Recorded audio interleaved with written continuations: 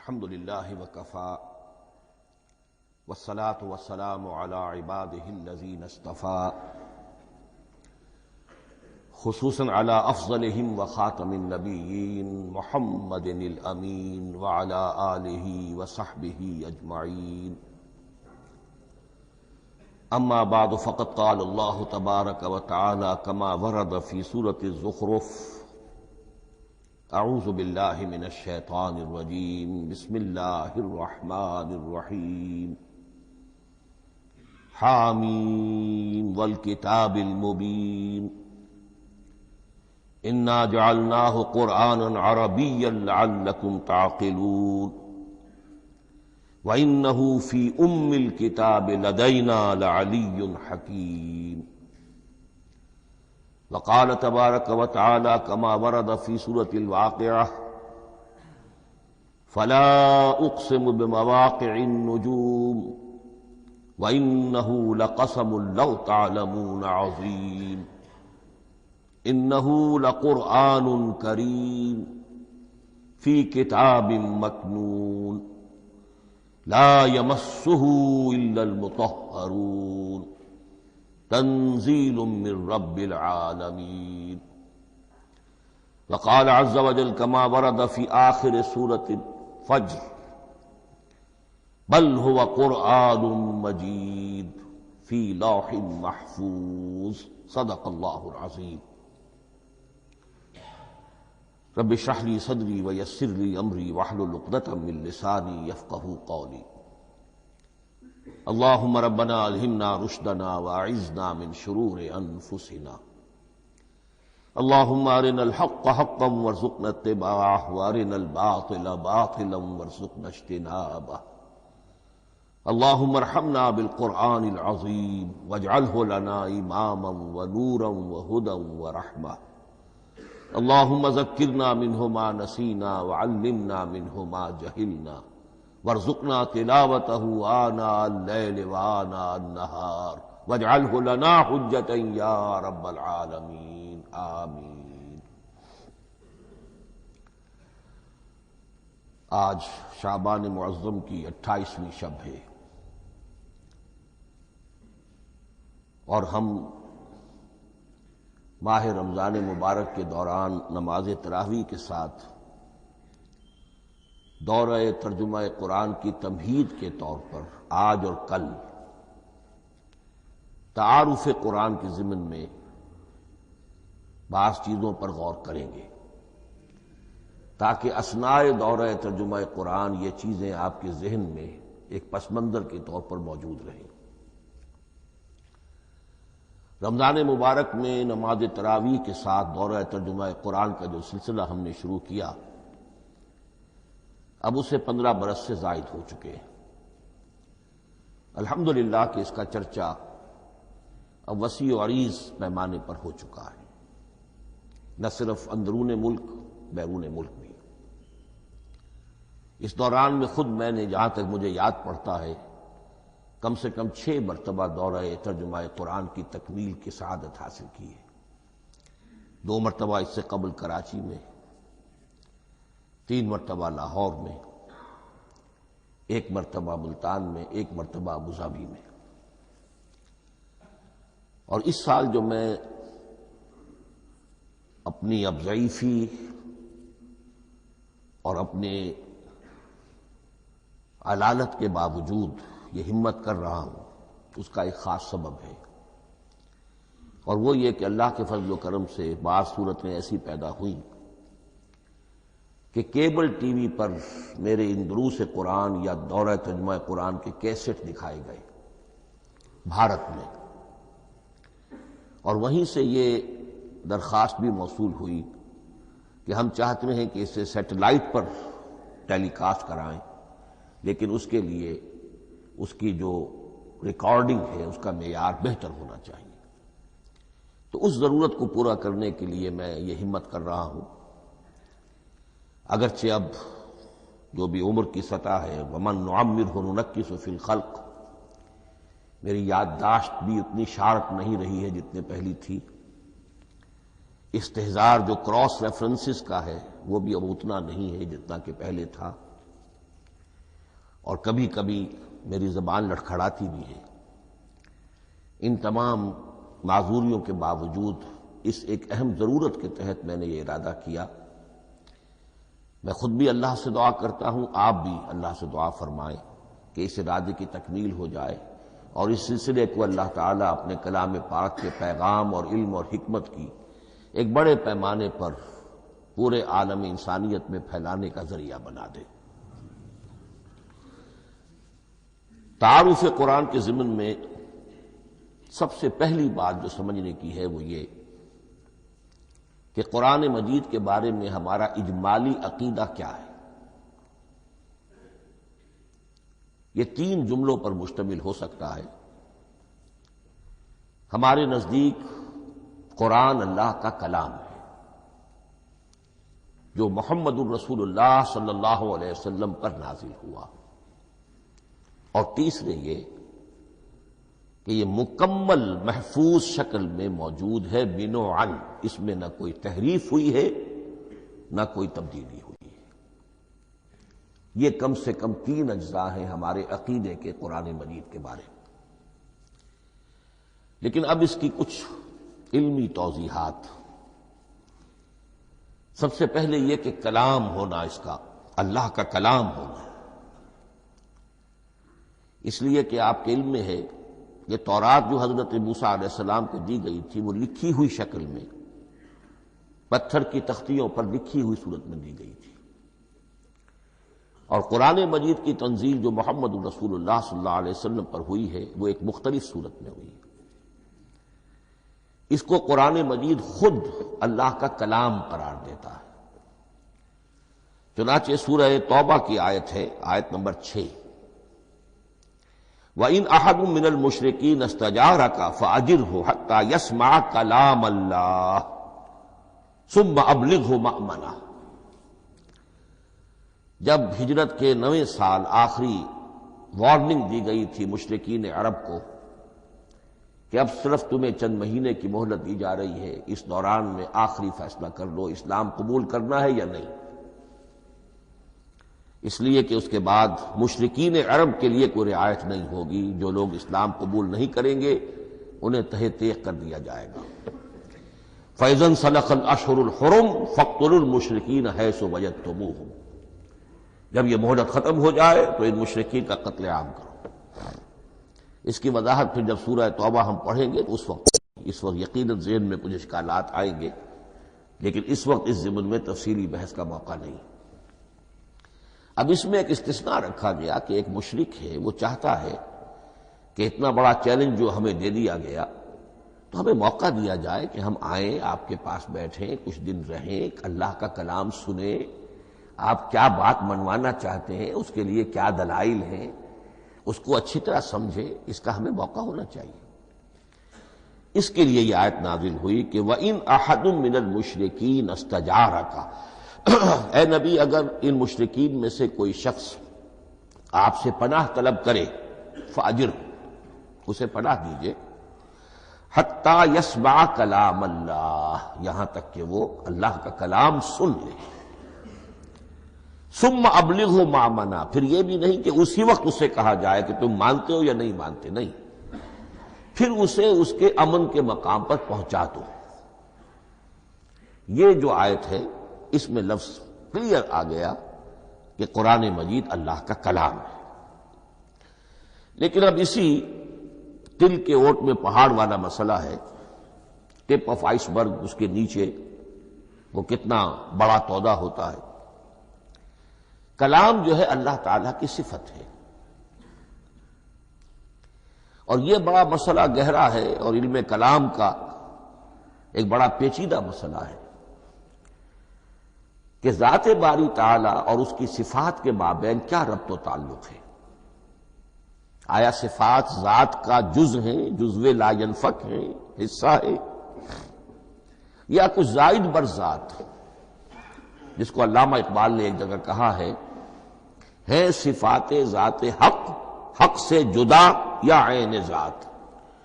یہ ہمارے علم کلام کا ایک بڑا پیچیدہ مسئلہ ہے، لیکن یہ کہ اس میں متکلمین کا جو تقریباً اجماعی فیصلہ ہے وہ دو لفظوں میں آتا لا عین ولا غیر.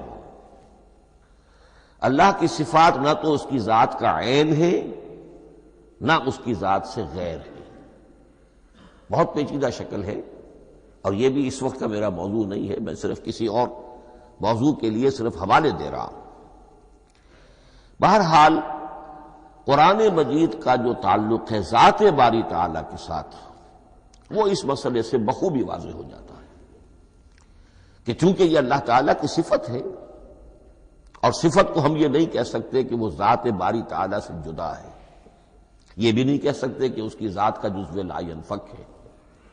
کچھ اسی طرح کا تعلق ہے قرآن مجید کا ذات باری تعالیٰ کے ساتھ. لیکن یہ مسئلہ قرآن مجید میں خود بیان ہوا،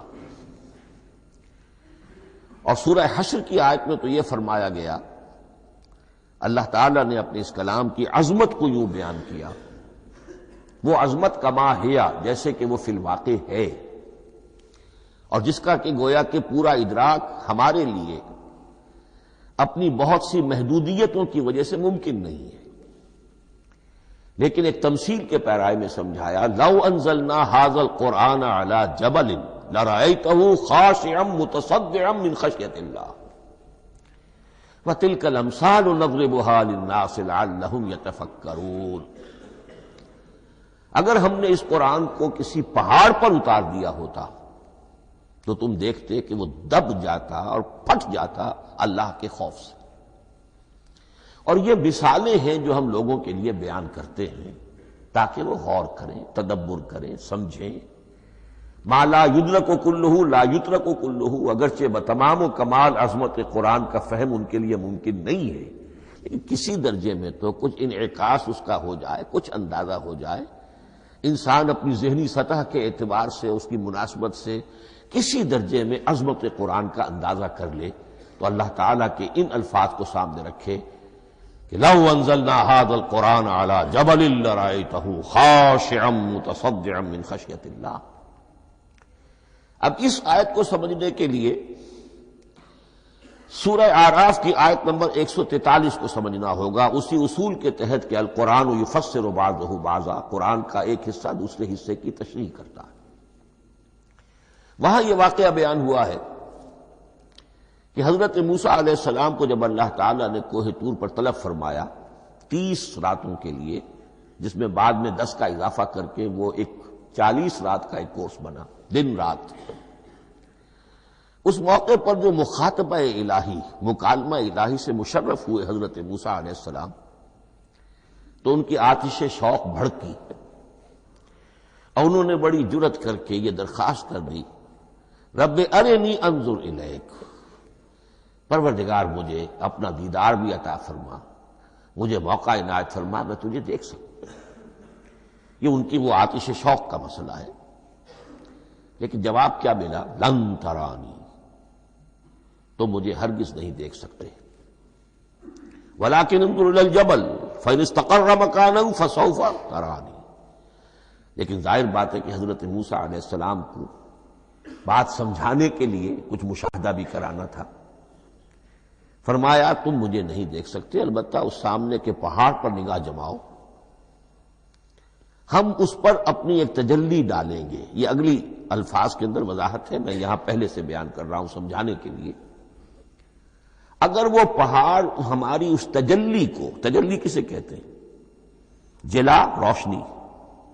تو اللہ تعالی کی طرف سے کوئی خاص اس کے نور کا جب پرتو ہوتا ہے کسی شے پر تو وہ اس کی تجلی ہے. ہم اپنی ایک تجلی اس پہاڑ پر ڈالیں گے، اگر وہ اس کو جھیل جائے، اپنی جگہ کھڑا رہ جائے، تو تم سمجھنا کہ شاید تم بھی ہمیں دیکھ سکو. فلما تجلی ربہ للجبل، اب یہاں وہ لفظ آ گیا، جب اللہ نے تجلی اپنی پہاڑ پر ڈالی، جعلہ دکا وخر موسیٰ صعقا، وہ پہاڑ ریزہ ریزہ ہو گیا اور حضرت موسیٰ بے ہوش ہو کر گر گئے. اب یہ بے ہوش ہو کر گر جانا، جبکہ وہ تجلی براہ راست بھی نہیں ہے، بالواسطہ ہے. مشاہدہ جو کر رہے حضرت موسیٰ وہ بالواسطہ ہے، تجلی پہاڑ پر ہے. لیکن یہ کہ اس کا بھی بالواسطہ اس کا جو ہوا ہے، اس کی جو تاثیر ہوئی حضرت موسیٰ علیہ السلام پر کہ وہ اس کی تاب نہ لا سکے اور بے ہوش ہو کر گر گئے۔ یہاں سے یہ بات سمجھ میں آتی ہے کہ یہ تجلی ذات باری تعالی تھی جس نے کوہ طور کو جلا کر بھسم کر دیا یا ٹکڑے ٹکڑے کر دیا، ریزہ ریزہ کر دیا۔ اب ذات الہی کے ساتھ جو تعلق ہے کلام الہی کا، اور یہ صفت جو لا عین ولا غیر کے درجے میں ہے ذات کے ساتھ، تو وہی تاثیر اس کلام الہی کی بھی ہے۔ لو انزلنا هذا القرآن على جبل لرأيته خاشعا متصدعا من خشية الله وتلك الامثال نضربها للناس لعلهم يتفكرون۔ اس حقیقت کو اس دور میں میں اپنے مطالعے کی محدودیت کا اعتراف کرتے ہوئے عرض کر رہا ہوں کہ میرے نزدیک جس قدر پرشکوہ انداز میں علامہ اقبال نے بیان کیا ہے اسی کیفیت کو وہ شاید اس کی کوئی مثال نہ مل سکے۔ فاش گویم آنچ در دل مزمرست، یہ کتابیں نیست چیزیں دیگرست۔ میں صاف ہی کہہ دیتا ہوں جو میرے دل میں چھپی ہوئی بات ہے۔ فاش گویم آنچ در دل مزمرست، یہ کتابیں نیست، اس قرآن کو کتاب نہ سمجھنا، یہ کچھ اور شے ہے، چیزیں دیگر است۔ اب وہ چیزیں دیگر کیا ہے؟ وہی جو میں نے عرض کیا، ذات باری تعالی اور کلام کا صفت باری تعالی ہونا، اس کے بنا پر جو مناسبت ہے، جو قرب ہے، جو مشابہت ہے۔ مثل حق پنہاؤ ہم پیداستو، زندہ و پائندہ و گویاستو۔ اس کلام میں اللہ تعالی کی ساری صفات کا انعکاس موجود ہے۔ یہ بات ویسے بھی سمجھ میں آتی ہے، کوئی شخص ذرا گفتگو کرے، چند جملے جب وہ ادا کرے گا اپنی زبان سے تو معلوم ہو جائے گا کہ اس کے فہم کا، اس کی دانش کا، اس کے مطالعے کا حدود اربع کیا ہے اور اس کے ذہن کی سطح کیا، سمجھ میں آ جائے گی بات۔ اس لیے کہ کلام جو ہے وہ متکلم کی پوری شخصیت کی عکاسی کر رہا ہوتا۔ تانت بازی راگ پایا، چند جملے کسی نے کہا، پتہ چل گیا کہ یہ کس سطح کے آدمی ہیں، علمی اعتبار سے، معلوماتی اعتبار سے، تہذیبی اعتبار سے، کلچرڈ ہیں یا نہیں ہیں۔ یہ ساری باتیں چند جملوں میں واضح ہو جائیں گی۔ تو اللہ تعالیٰ کی بھی جملہ صفات کا عکس اس قرآن میں موجود ہے۔ ان میں سے جن چند چیزوں کا ذکر علامہ نے شعر میں کیا، وہ جو سورہ حدید کی آیت ہے، هو الاول والآخر والظاہر والباطن، اللہ الظاہر بھی ہے، الباطن بھی ہے۔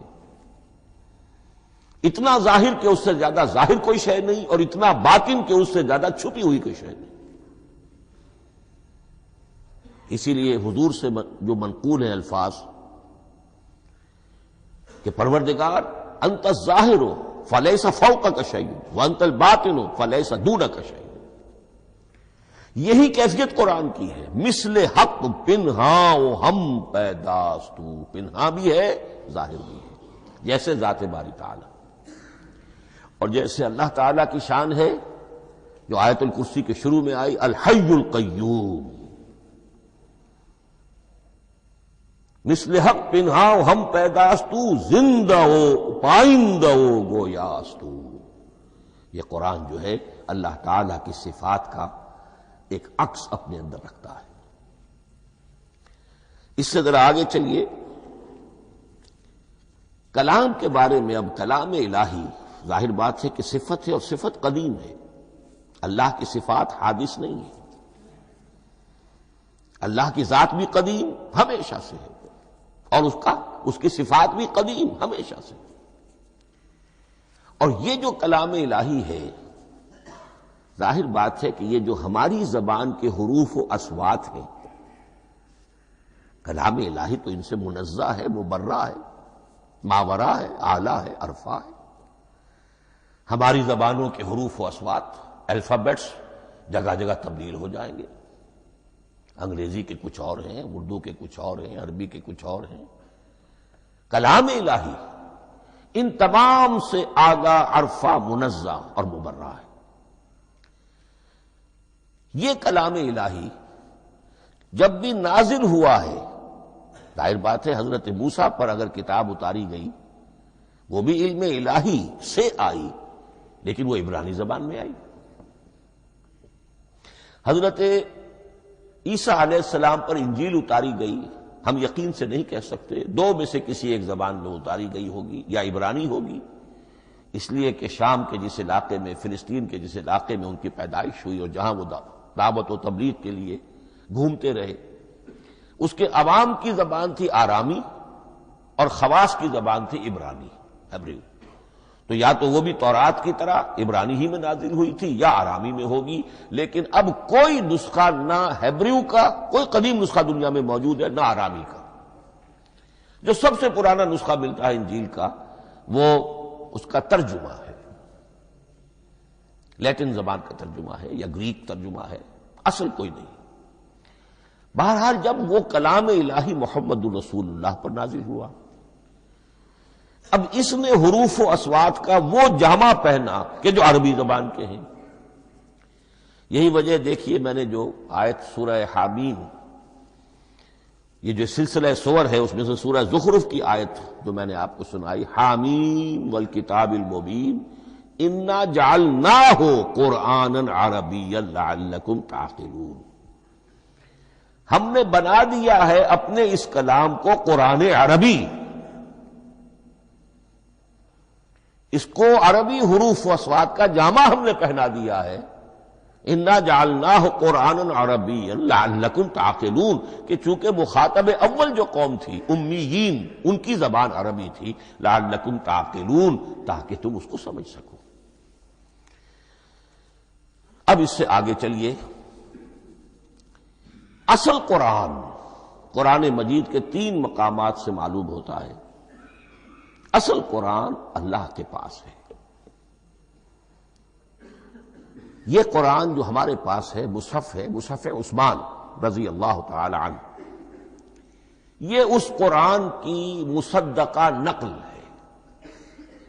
اصل قرآن کہاں ہے؟ ایک جگہ فرمایا بل ہوا قرآن مجید فی لوح محفوظ، لوح محفوظ میں ہے، اصل قرآن وہاں ہے۔ اسی طریقے سے اسی سورہ زخرف کی اگلی آیت کیا ہے؟ ہم نے اسے عربی قرآن بنا کر اتارا، لیکن اصل قرآن کیا ہے؟ وَإِنَّهُ فِي أُمِّ الْكِتَابِ لَدَيْنَا لَعَلِيٌّ حَكِيمٌ، حقیقت میں تو یہ ام الکتاب میں ہے جو ہمارے پاس ہے، اور علی ہے، بہت بلند، حکیم، بڑی حکمت والا، یا محکم مضبوط۔ حکیم کے دونوں معنی ہیں، استحکام بھی اسی ہے کاف اور میم کے مادے سے بنا ہے، کسی شے کا پختہ ہو جانا، مضبوط ہو جانا، اور عقل کی پختگی وہ حکمت ہے، وہ دانائی ہے۔ اس اعتبار سے نوٹ کیجئے، اصل قرآن کہاں ہے؟ لوح محفوظ میں۔ اصل قرآن کہاں ہے؟ ام الکتاب میں۔ اسی کو کہا گیا ہے ایک اور مقام پر، فی صحف مکرمۃ مرفوعۃ مطہرۃ بایدی سفرۃ کرام بررہ۔ یہ قرآن، اصل قرآن تو بڑے صحیفوں میں، ان صحیفوں میں ہے، ان صفحات میں ہے، ان اوراق میں ہے، جس کی شان کیا ہے؟ مکرمۃ، ان کی انتہائی تعظیم کی جاتی ہے، مطہرۃ، نہایت پاک صحیفے، فی صحف مکرمۃ، مرفوعۃ، بلند و بالا، مطہرۃ، بِأَيْدِي سَفَرَةٍ كِرَامٍ بَرَرَةٍ، ان فرشتوں کے ہاتھ میں جو بہت باعزت، بہت اونچے درجے کے، ان کے ہاتھوں میں ہے۔ وہ لوگ ہیں کہ جب جن کی تحویل میں ہے یہ کلام پاک، فی صحف مکرمۃ مرفوعۃ مطہرۃ بِأَيْدِي سَفَرَةٍ كِرَامٍ بَرَرَةٍ۔ اب اسی کو بیان کیا ہے سورہ واقعہ میں، فلا اقسم بمواقع النجوم، تو نہیں، میں قسم کھاتا ہوں ستاروں کے ڈوبنے کی جگہ کی۔ وَإِنَّهُ لَوْ تَعْلَمُونَ لَقَسَمٌ عَظِيمٌ وَإِنَّهُ لَقَسَمٌ لَوْ تَعْلَمُونَ عَظِيمٌ، اور اگر تم جان سکتے تو یہ بہت بڑی قسم ہے جو ہم نے کھائی ہے، بہت بڑی گواہی ہے جو ہم نے پیش کی ہے۔ اب تدریجاً اس کا انکشاف ہو رہا ہے۔ یہ آج جو تصور ہے بلیک ہولز کا، اس سے کچھ اندازہ ہوتا ہے یہ ستارے کہاں ڈوب جاتے ہیں، بڑے بڑے ستارے نسیم منسیہ ہو جاتے ہیں، ستارے نہیں پوری گیلیکسیز اس میں گم ہو جاتے ہیں، وہ مقبرے ہیں بڑی بڑی گیلیکسیز کے۔ فلا اقسم بمواقع النجوم وانه لقسم لو تعلمون عظیم انه لقرآن کریم، یہ قرآن ہے بہت باعزت، فی کتاب مکنون، اور یہ اس کتاب میں جو چھپی ہوئی ہے۔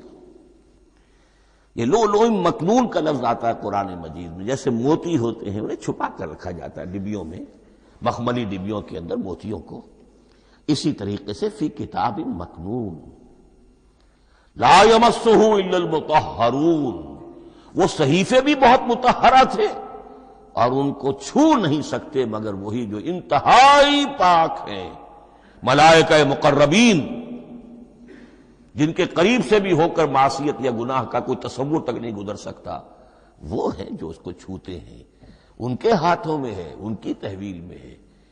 یہ ہے وہ چیزیں کہ جس سے اندازہ ہوا کہ اصل قرآن کہاں ہے۔ یہ جو ہمارے پاس ہے در حقیقت یہ نقل مطابق اصل ہے، مصدقہ نقل ہے۔ اب اس میں آپ سے عرض کر دوں کہ ایک بہت خوبصورت بات ہمیں جو ملتی ہے، تورات میں جو استثناء، جو صفر استثناء ہے ڈیوٹرانومی، اس کے 18ویں باب میں 18ویں اور 19ویں آیات جو ہیں اس میں ذکر موجود ہے، میں ان کے لیے انہی کے بھائیوں میں سے تیری مانند ایک نبی برپا کروں گا۔ اللہ تعالیٰ کلام فرما رہے ہیں یہاں حضرت موسیٰ علیہ السلام سے، آج بھی موجود ہے اولڈ ٹیسٹمنٹ، ڈیوٹرانومی یا کتاب استثناء، صفر استثناء، اس کا 18واں باب، اس کی 18ویں اور 19ویں آیات، جب چاہیں جا کر دیکھ لیں۔ میں ان کے لیے ان کے بھائیوں ہی میں سے تیری مانند ایک رسول اٹھاؤں گا، میں ان کے لیے انہی کے بھائیوں میں سے تیری مانند ایک نبی برپا کروں گا اور اپنا کلام اس کے منہ میں ڈالوں گا، اور جو کچھ میں اس سے کہوں گا وہی وہ ان سے کہے گا۔ یہ ہے جو پیشین گوئی ہے محمد الرسول اللہ صلی اللہ علیہ وسلم کی۔ اور یہاں وہ فرق واضح کر دیا گیا، اے موسیٰ تم سے تو یا تو ہم نے کلام کیا ہے یا تمہیں جو کتاب دی ہے وہ لکھی ہوئی دی ہے، لیکن جو نبی تیری ہی مانند میں برپا کروں گا۔ اب اس میں بھی نوٹ کرنے کی بات ہے کہ حضرت موسیٰ کے مشابہ نبی اکرم صلی اللہ علیہ وسلم کے سوا کوئی نبی نہیں۔ صاحب کتاب وہ بھی تھے، صاحب کتاب محمد بھی ہے، صاحب امت وہ بھی تھے، اور صاحب امت محمد رسول اللہ ہے، تیری مانند۔ صاحب شریعت، حضرت عیسیٰ صاحب شریعت نہیں تھے، شریعت موسوی ہی کو نافذ کرنے کے لیے آئے تھے، ان کی حیثیت دین موسوی کے مجدد کی تھی۔ ویسے نبی تھے، اللہ کے فضل و کرم سے نبی تھے، اس میں کوئی شک نہیں، رسول تھے، لیکن یہ کہ ان کے کام کی نوعیت کیا تھی، اس لیے کہ کوئی نئی شریعت لے کر نہیں آئے۔ اب بھی انجیل میں الفاظ موجود ہیں، don't think I have come to destroy law, the Mosaic law جسے یہ کہتے ہیں، شریعت موسوی، وہ تم پر نافذ رہے گی، تم اس کی پابندی کرو گے، چونکہ صاحب شریعت رسول یا موسیٰ یا محمد صلی اللہ علیہ وسلم علیہ الصلوۃ والسلام۔ تو میں ان کے بھائیوں میں سے، اب بھائی کون ہوں گے؟ ظاہر بات ہے بنی اسرائیل، ان کے کزنز کون ہیں؟ بنی اسماعیل۔ بنی اسرائیلی تو جو بھی نبی ہے وہ انہی میں سے ہے، ان کے بھائیوں میں سے، تو بھائی تو ہوگا، ان کا کزن ہوگا، اب وہ کون ہے؟ بنی اسماعیل۔ آپ نے ابھی سنا ہوگا جب پیس ٹریٹی ہوئی تھی اور کلنٹن صاحب آئے تھے، اور وہاں جب شاہ حسین جو ہیں اردن کے وہ بھی آئے اور بغل گیر ہوئے تھے، اسرائیل کے وزیر اعظم تھے، تو اس وقت یہ لفظ استعمال کیا تھا صدر کلنٹن نے کہ آپ لوگ تو آپس میں کزنز ہیں، لفظ کزن استعمال کیا تھا۔ تو ان کے بھائیوں میں سے گویا کہ غیر اسرائیلی جو ان کے قریب ترین قرابت دار ہوں گے وہ بنو اسماعیل ہیں. تیرے مانند صاحب شریعت نبی میں برپا کروں گا، لیکن اس پر جو میرا کلام اترے گا وہ کس شکل میں اترے گا؟ میں اپنا کلام اس کے منہ میں ڈالوں گا اور پھر وہ جو کچھ کہے گا وہ وہی کہے گا جو میں نے کہا ہے. اب اس کے حوالے سے ایک بہت اہم بات سمجھ لیجئے، اور قرآن مجید کے دو اہم مقامات کی وضاحت اس سے ہو جائے گی. یہ کلام اللہ، قرآن مجید میں اس کو قول جبرائیل بھی کہا گیا ہے. کلام اللہ حضرت جبرائیل کے ذریعے سے جب ادا ہوا ہے تو قول جبرائیل ہے، اور پھر جب وہ محمد الرسول اللہ کی زبانی ادا ہوا تو قول رسول ہے، قول محمد ہے صلی اللہ علیہ وسلم. یہ قول اللہ بھی ہے، قول جبرائیل بھی ہے، اور قول محمد بھی ہے بیک وقت. یہ بات دیکھیے سورہ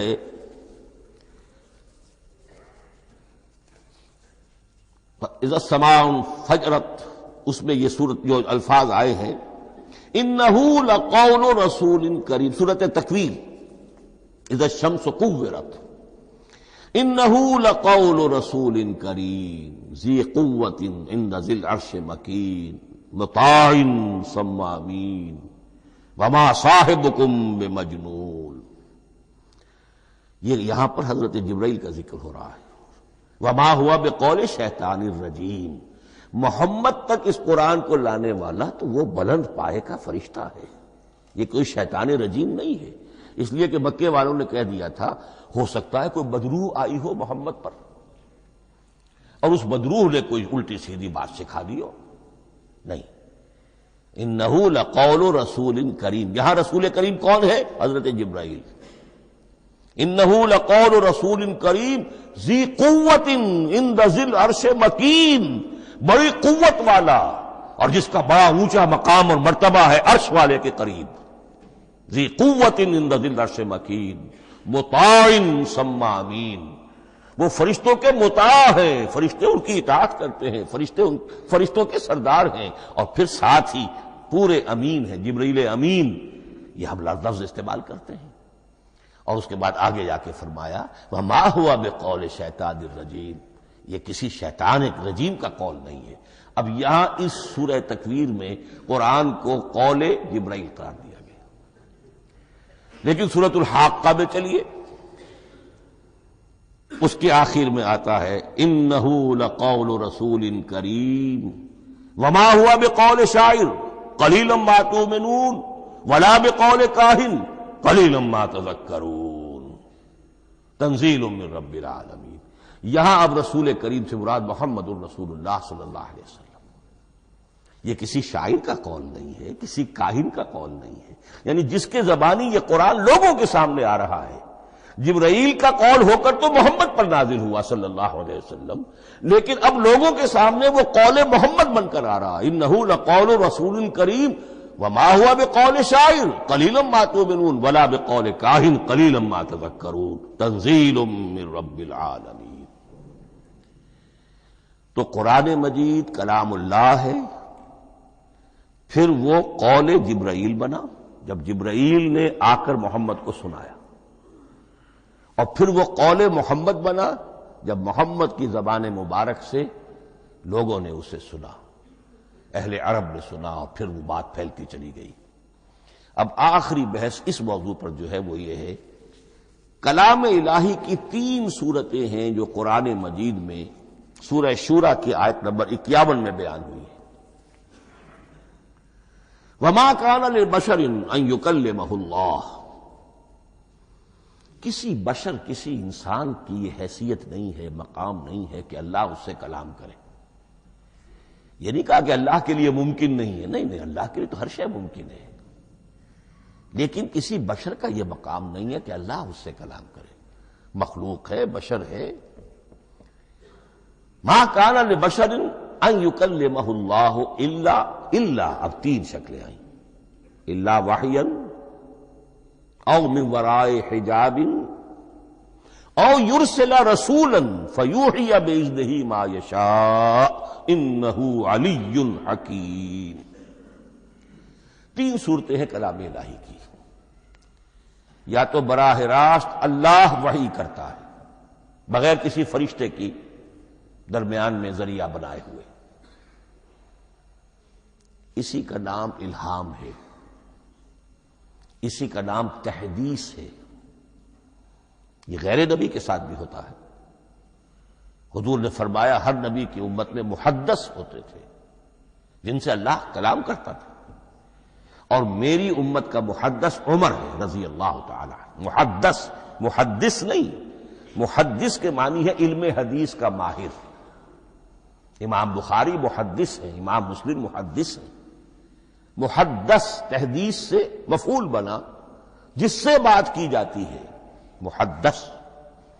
اللہ بات کرتا ہے، اللہ دل میں ڈال دیتا ہے، القاء ہو جاتا ہے، الہام ہو جاتا ہے، کوئی فرشتہ درمیان میں نہیں، براہ راست۔ دوسری شکل کلام کی کیا ہے؟ او من ورائے حجاب، یہ ہمارے علم کی حد تک صرف حضرت موسیٰ علیہ السلام کی شان ہے، استثنائی شان ہے۔ وَكَلَّمَ اللَّهُ مُوسَىٰ تَكْلِيمًا، اور موسیٰ کے ساتھ تو اللہ نے کلام فرمایا جیسے کہ کلام کیا جاتا ہے۔ فرق کیا تھا؟ من ورائے حجاب، پردہ تھا، دیکھ نہیں سکتے تھے، تبھی تو ان کی وہ آتشی شوق بھڑکی تھی۔ کیا قیامت ہے کہ چلمن سے لگے بیٹھے ہیں، صاف چھٹتے بھی نہیں، سامنے آتے بھی نہیں، کلام بھی فرما رہے ہیں، لیکن یہ کہ بات مجھے دیدار عطا کرنے کے لیے تیار نہیں، رب ارنی انظر الیک۔ لیکن یہ جو کلام ہے ہمارے علم کی حد تک براہ راست اس دنیا میں حضور سے ہوا ہے معراج کی شب، لیکن وہ 7ویں آسمان پر ہوا۔ اس دنیا میں ہمارے علم کی حد تک یہ کلام براہ راست من ورائے حجاب صرف حضرت موسیٰ علیہ السلام کی استثنائی شان ہے۔ اور تیسرا ہے او یرسل رسولا فیوحی باذنہ ما یشاء، یا تیسری صورت یہ کہ اللہ کسی پیغامبر کو بھیجتا ہے جو وحی کرتا ہے جو اللہ چاہتا ہے۔ یہ تیسری شکل ہے وحی کی۔ قرآن مجید اس تیسری شکل میں نازل ہوا ہے محمد الرسول اللہ صلی اللہ علیہ وسلم پر۔ حضور کو جو الہام ہو جاتے تھے، جو حضور کو القاء ہو جاتا تھا، جو آپ کے دل میں براہ راست اللہ کی طرف سے وحی آتی تھی، وہ قرآن میں شامل نہیں ہے۔ اگرچہ حضور کے خواب بھی سچے تھے، وہ بھی اللہ کی طرف سے ہوتے تھے، شیطان کی آمیزش نہیں ہو سکتی تھی، لیکن یہ بھی قرآن میں شامل نہیں ہے۔ قرآن میں شامل ہے تیسری قسم کی وحی، او یرسل رسولا، پھر ہم بھیجتے ہیں ایک پیغامبر کو فرشتوں میں سے۔ اللہ یستفی من الملائکۃ رسلا ومن الناس، اللہ چن لیتا ہے فرشتوں میں سے بھی اپنا پیغامبر اور انسانوں میں سے بھی۔ تو فرشتے کے ذریعے سے ایک فرشتہ جو اللہ سے لیتا ہے اور انسان، رسول انسان تک پہنچا دیتا ہے۔ اب وہ رسول انسان، رسول بشر جو ہے وہ اپنے ہم نوع، ہم جنس لوگوں کو پہنچاتا ہے۔ تو اللہ یستفی من الملائکۃ رسلا ومن الناس، یہاں وہی بات فرمائی او یرسل رسولا فیوحی باذنہ ما یشاء، پھر وہ وحی کرتا ہے اللہ کے حکم سے جو اللہ چاہتا ہے۔ یہ کلام الہی کی یہ تیسری شکل ہے جو محمد الرسول اللہ صلی اللہ علیہ وسلم پر نازل ہوا، اور وہ ہے قرآن حکیم۔ اب ایک اور بحث جو علمی ہے وہ یہ ہے کہ حضور پر جو اس کا نزول ہوا اس کی کیفیات کیا تھی۔ دو الفاظ استعمال ہوتے ہیں، انزال بھی اور تنزیل بھی۔ ان دونوں میں فرق کیا ہے اس کو نوٹ کر لینا چاہیے۔ لغوی اعتبار سے جان لینا چاہیے، نزل ینزل کسی کا خود اترنا، نازل ہونا، اترنا۔ انزل ینزل دفعتن اتار دینا، کسی اور نے کسی شے کو دفعتن نیچے اتار دیا۔ یہی مفہوم نزلہ کے ساتھ بے لگ جائے تو آ جاتا ہے، با کے ساتھ نزلہ بہی، یہ اتارنے کے مفہوم میں آئے گا۔ لفظی ترجمہ یہ بھی کر سکتے وہ اترا اس شے کے ساتھ۔ نزلہ بہ الروح الامین، اس کو لے کر نازل ہوا خود روح الامین فرشتہ علی قلبک، اے محمد صلی اللہ علیہ وسلم آپ کے قلب مبارک پر۔ تو نزلہ بے اور انزال اس کے معنی ایک ہی ہے۔ لیکن اگلا لفظ ہے تنزیل، نزل ینزل تنزیلا، اس کے معنی ہے رفتہ رفتہ، تدریجن، نجمن نجمن، تھوڑا تھوڑا کر کے، وقفے وقفے سے اتارنا۔ جیسے عربی میں اعلام کہیں گے کسی کو کچھ بتا دینا، باخبر کر دینا، مطلع کر دینا، بھائی مطلع کر دیا میں نے، اب تم جانو تمہارا کام، یہ اعلام کہلائے گا۔ تعلیم کسے کہتے ہیں؟ سکھانا، درجہ بدرجہ، دیکھنا اس کی استعداد کیا ہے، آج یہ کیا بات سمجھ سکتا ہے، میں اتنے ہی درجے تک سمجھاؤں، اب کل میں اسے مزید سمجھاؤں گا، پرسوں مزید سمجھاؤں گا، یہ درجہ بدرجہ کسی شے کو سمجھانا، یہ تعلیم ہے۔ تو انزل ینزل انزالا، یہ ہے اتار دینا دفعتاً، اور نزل ینزل تنزیلا، یہ ہے تدریجاً اتارنا۔ اب قرآن مجید کے لیے یہ دونوں الفاظ مستعمل ہیں، لیلۃ القدر اور لیلۃ المبارکہ۔ اب یہ دو بھی نوٹ کر لیجئے، قرآن مجید میں چونکہ اہم مضامین کم سے کم دو جگہ پر ضرور آتے ہیں۔ انا انزلناہ فی لیلۃ القدر، یہاں انزلنا ہے، نزلنا نہیں ہے، انزلنا ہے، ہم نے اتارا اس کو لیلۃ القدر میں۔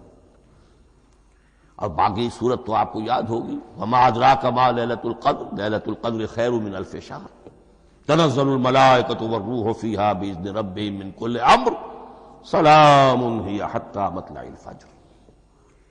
لیکن یہ اہم مضمون قرآن مجید میں دوسری جگہ بھی ہے، سورہ دخان کے شروع میں فرمایا حامیم والکتاب المبین انا انزلناہ فی لیلۃ مبارکۃ انا کنا منذرین فیہا یفرق کل امر حکیم امرا من عندنا انا کنا مرسلین رحمتا من ربک انہ هو السمیع العلیم۔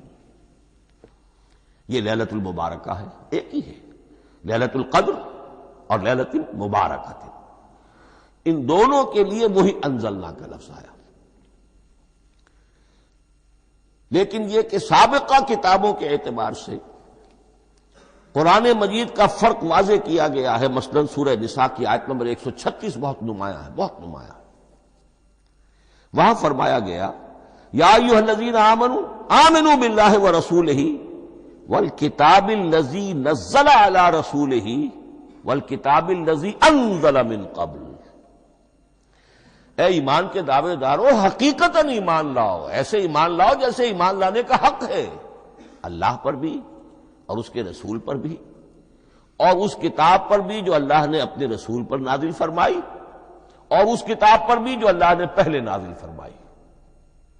لیکن نازل کے لیے یہاں آیا حضور کے لیے والکتاب الذی نزل علی رسولہ، تنزیل کی شکل میں، اور تورات کے لیے والکتاب الذی انزل من قبل، وہ تو دفعۃ واحداً لکھی ہوئی تختیوں کی شکل میں حضرت موسیٰ علیہ السلام کو دے دی گئی تھی۔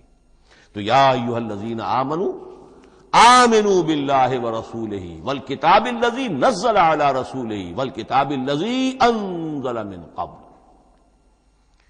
یہ جو تنزیل ہوئی ہے حضور پر، یعنی لیلۃ القدر میں جو رمضان مبارک میں ہے، پورا قرآن لوح محفوظ سے، کتاب مکنون سے، ام الکتاب سے نقل کر کے اتار دیا گیا سمائے دنیا تک۔ پہلا آسمان جسے ہم کہتے ہیں سمائے دنیا، وہ آسمان جو قریب ترین ہے دنیا کے، وہاں سے اب یہ درجہ بدرجہ، تھوڑا تھوڑا، چند آیتیں، چند سورتیں، پھر آیتیں، پھر سورتیں، یہ نازل ہوا محمد الرسول اللہ صلی اللہ علیہ وسلم پر۔ گویا کہ پہلا مرحلہ انزال کا ہے، پورا قرآن لوح محفوظ یا کتاب مکنون یا ام الکتاب سے نقل کر کے اتار دیا گیا سمائے دنیا تک۔ یہ ہے انزل ینزل انزالا، انا انزلناہ فی لیلۃ القدر انا انزلناہ فی لیلۃ مبارکہ۔ لیکن محمد الرسول اللہ پر یہ نازل ہوا اب تھوڑا تھوڑا، نجمن نجمن، درجہ بدرجہ، تدریجن، یہ ہے تنزیل۔ اس تنزیل کی حکمت قرآن مجید میں بیان ہوئی ہے، اور اس اعتبار سے کہ اہل عرب نے، اہل مکہ نے اعتراض کیا تھا کہ یہ پورا قرآن کیوں نہیں محمد ایک ہی مرتبہ پیش کر دیتے صلی اللہ علیہ وسلم۔ اس میں جو چیز مضمر تھی وہ یہ تھی کہ چونکہ یہ حقیقت میں اللہ کا کلام نہیں ہے، یہ محمد کا اپنا کلام ہے، تو کوئی شاعر دنیا میں ایسا نہیں ہے جو ایک دم اپنا پورا دیوان دے دے، وہ تو ساری عمر میں تھوڑا تھوڑا، آج غزل کہی، کل قصیدہ کہا، پرسوں کچھ اور کہا، پھر وہ جمع ہوتا ہے تو وہ دیوان بنتا ہے۔ اسی طریقے سے تو یہ کر رہے ہیں۔ اگر یہ اللہ کا کلام ہوتا تو بیک وقت آ جاتا۔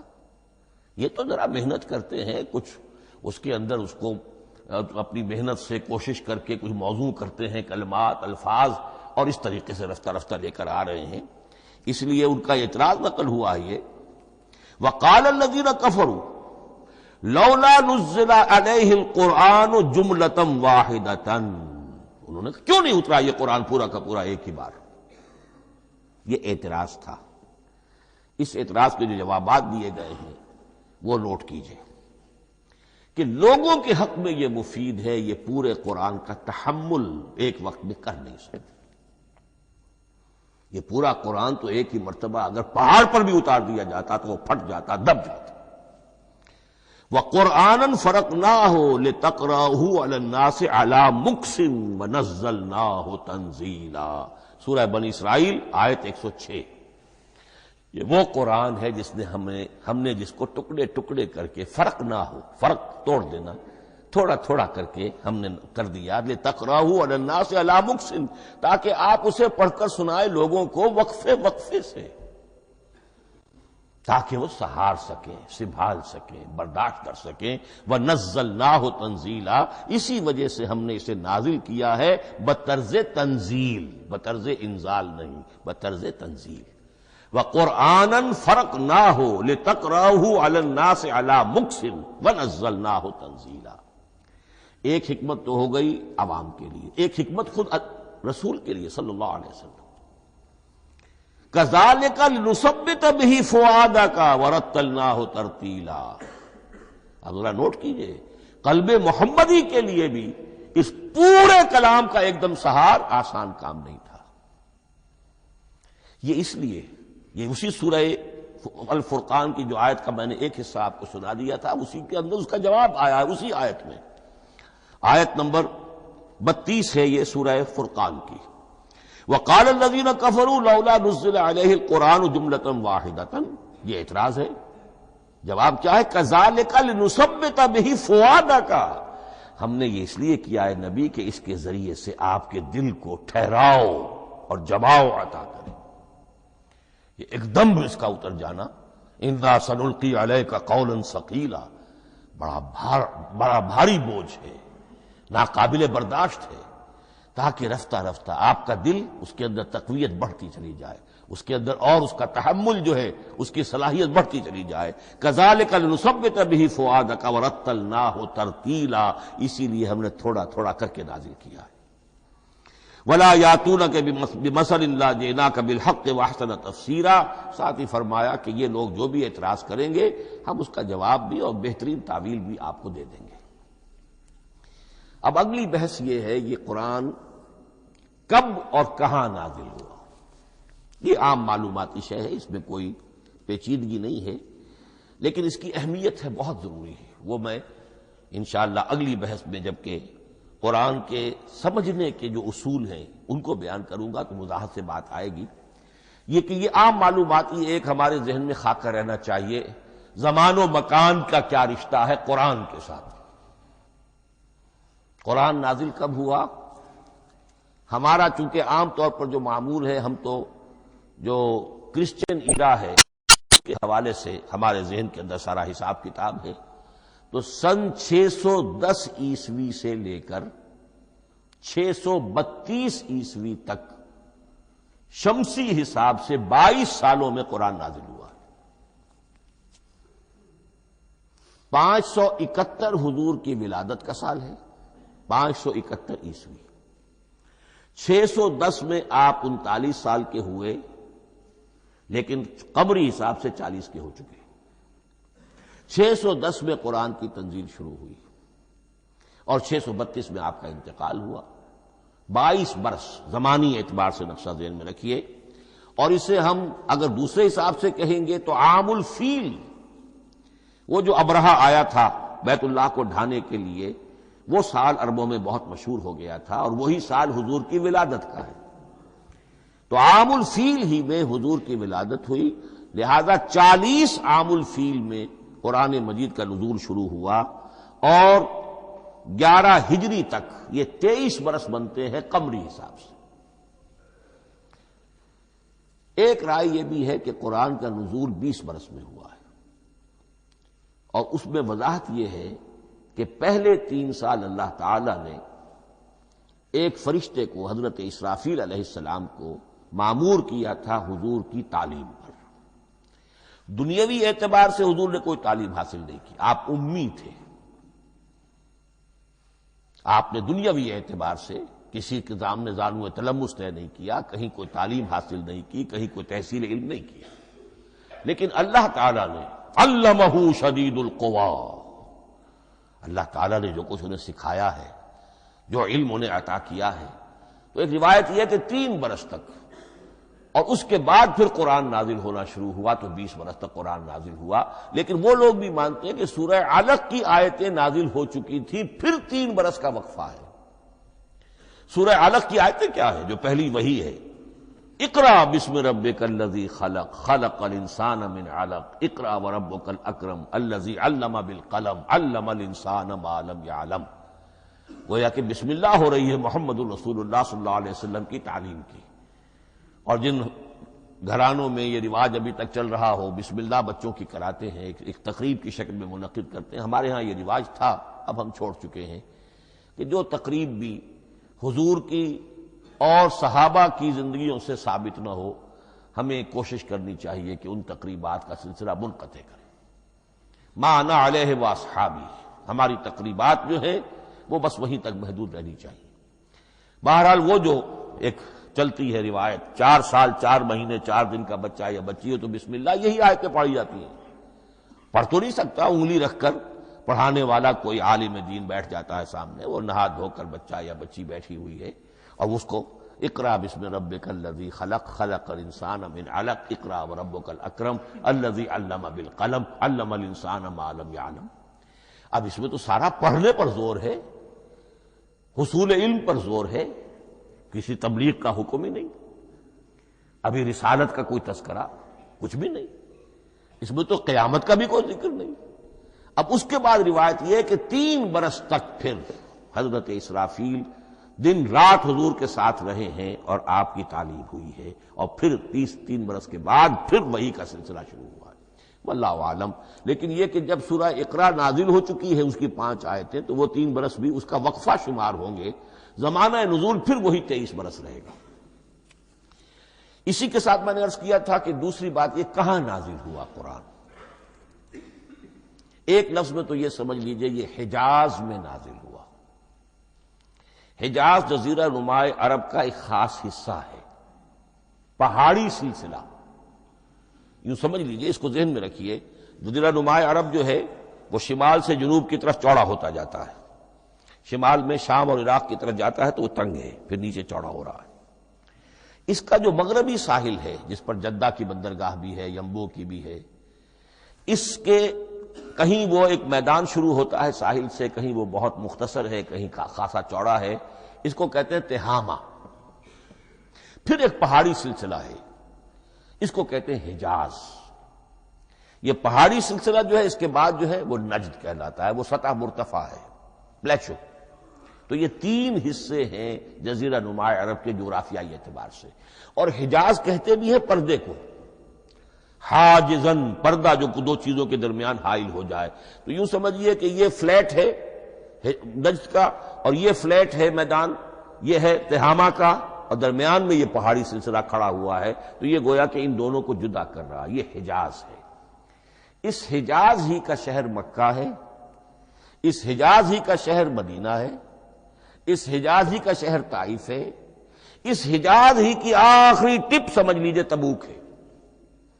تو حضور صلی اللہ علیہ وسلم کی پوری زندگی آغاز وحی کے بعد سے لے کر وہ اسی علاقے کے اندر، پہلے آپ مکے میں تھے، قرآن مجید کی جو صورتیں اس دور میں نازل ہوئیں، یہ آیتیں نازل وہ مکیات کہلاتی ہیں۔ پھر آپ نے ہجرت کی، اور ہجرت کر کے جب آپ جا رہے تھے اس دوران میں بھی کچھ قرآن نازل ہوا اثناء ہجرت میں۔ پھر آپ مدینے تشریف فرما ہوئے، اب وہ ہم کہتے ہیں مدنی قرآن، لیکن مدنی قرآن سارا مدینے میں نازل نہیں ہوا۔ آپ کبھی جا رہے کسی مہم پر کسی جنگ کے لیے، غزوہ بدر کے لیے آ گئے ہیں، تو وہاں جو آیات نازل ہو رہی ہیں وہ مدینے میں تو نہیں ہو رہی.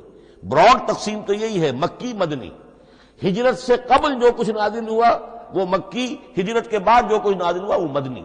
لیکن صرف مدنی کہنا صحیح نہیں ہے. اثناء سفر تبوک، اتنا طویل سفر ہے آپ کا، اس کے دوران آتے جاتے قرآن نازل ہوتا رہا.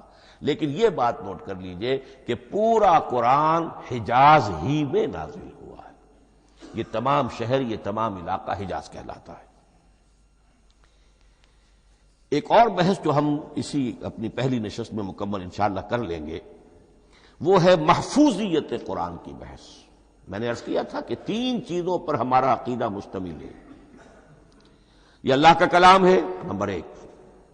نازل ہوا محمد الرسول اللہ پر صلی اللہ علیہ وسلم، اسی لیے ہم نے کلام سے متعلق کچھ مباحث علمی گہرائی میں اتر کر وہ سمجھے. حضور پر اس کے نزول، انزال اور تنزیل کے مختلف مراحل کو سمجھا. اب اس کی محفوظیت کے اعتبار سے واقعہ یہ ہے کہ واحد کتاب ہے پوری دنیا میں، واحد کتاب جس کے بارے میں دشمن بھی تسلیم کرتے ہیں، چاہے وہ اسے اللہ کا کلام نہ مانے، لیکن یہ مانتے ہیں کہ بعین ہی وہ شے جو محمد نے اپنی امت کو دی تھی آج بھی امت کے پاس صحیح موجود ہے. ظاہر بات ہے اگر تو اسے اللہ کا کلام مانے، وہی مانے، تب تو مسلمان ہی ہو گئے. وہ تو یہی کہتے ہیں کہ بہرحال محمد نے چاہے خود لکھا، تصنیف کیا، جو بھی کچھ کیا اس کو چھوڑ دیجئے، لیکن جو شے محمد نے اپنی امت کو دی تھی صلی اللہ علیہ وسلم بعین ہی وہ شے موجود ہے. تو یہ محفوظیت قرآن کی جو ہے، جبکہ کوئی اور دنیا کی کتاب اس کی مدعی ہی نہیں. تورات والوں کا سرے سے یہ دعویٰ ہی نہیں ہے.